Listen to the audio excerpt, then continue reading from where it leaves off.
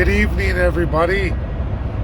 I'll give it a few minutes to let people log on. We're going to talk, absolutely, as I just published, the Supreme Court of Canada, 1991. Commonwealth Canada, Her Majesty, versus Canada, Her Majesty.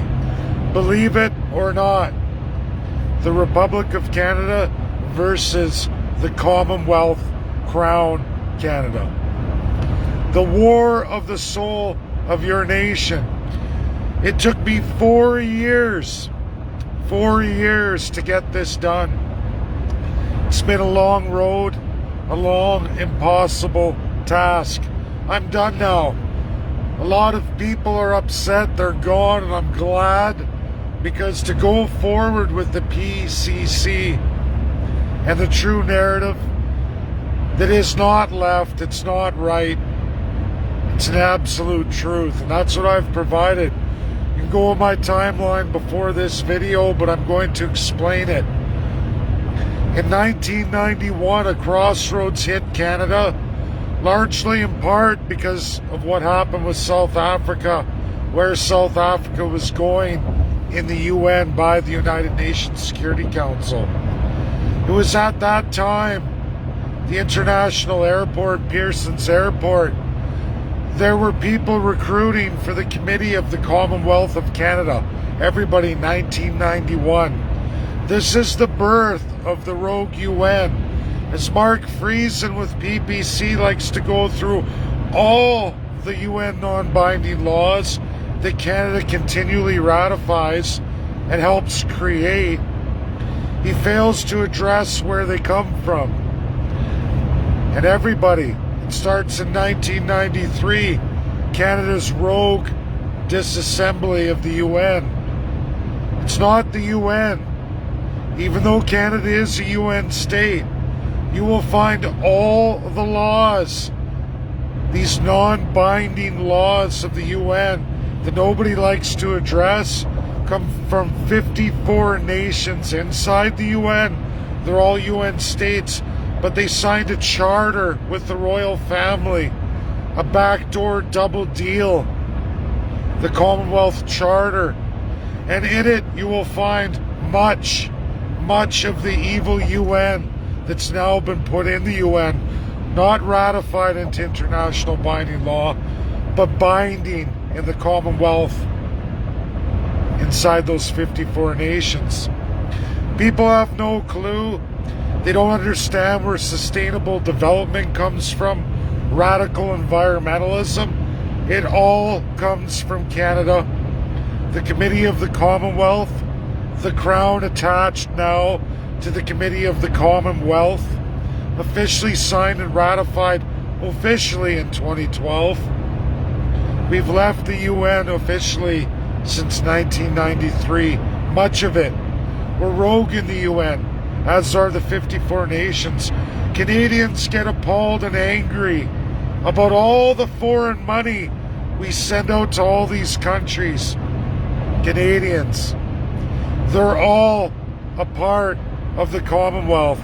All the countries we fund are of the 54 nations in the Commonwealth. Yes, they're all UN states, but they signed an overlapping charter.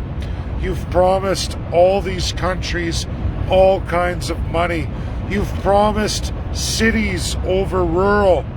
You've promised an end to all regionalism. You will never see provincial constitutions because they don't exist in the Crown. Look at UK. There are 0 regions. They abolished all of them. They're an island state.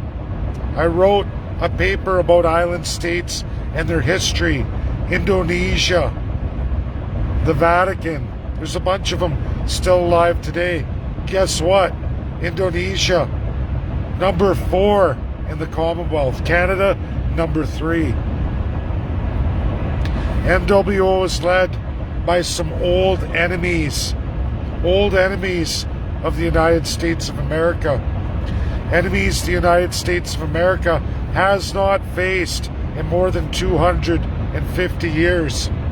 The reason why the Democrats and Republicans are so deeply divided, why Alberta is under assault, and where the money gets traced to and comes from is from the Crown of Canada, the Commonwealth Canada.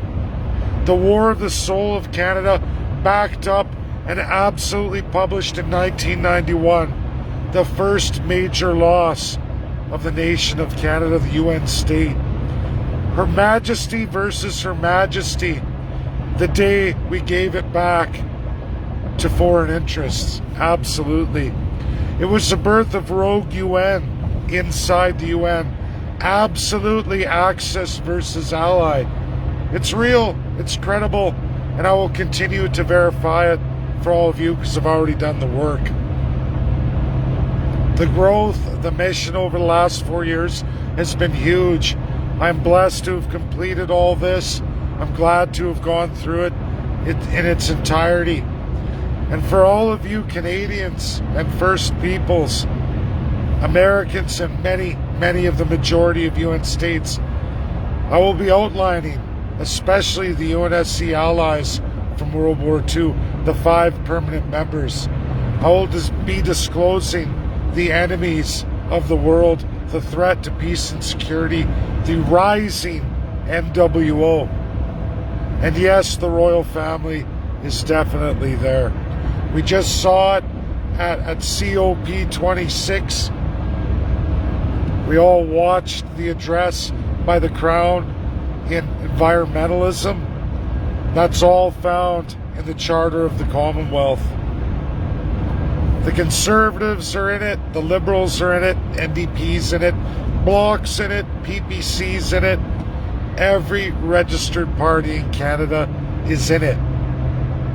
You, the people, will never exist. We, the people, don't exist in the NWO. It's a first-class system of all Commonwealth countries who embrace a crown, a first-class citizen, over and above everybody else. A tiered system, a hierarchy, no true equality, no regionalism whatsoever, no community-based system whatsoever. One size fits all in class structure. An absolute usurping of the United States of America and the allies of World War II. It's the current and biggest fight both the Democrats and Republicans have today in this world, and it's responsible for the deep divide. And Alberta, the war on your resources, your independence, absolutely comes from none other than that Crown Colonial Canada that was taken over a very long time ago. The Supreme Court, King's Court, threw it away a long time ago. Thank you, that's my video. And just watch as I prove all this beyond any reasonable doubt. If you don't believe me, check out my last post I just posted, the 1991 Supreme Court of Canada ruling. Look at Crown versus Crown, the new version of Canada. And you will find all of that's wrong with the UN was birthed right there in 1991. The fight against the Allies, against the freedom fought for and died for in not World War I, but World War II.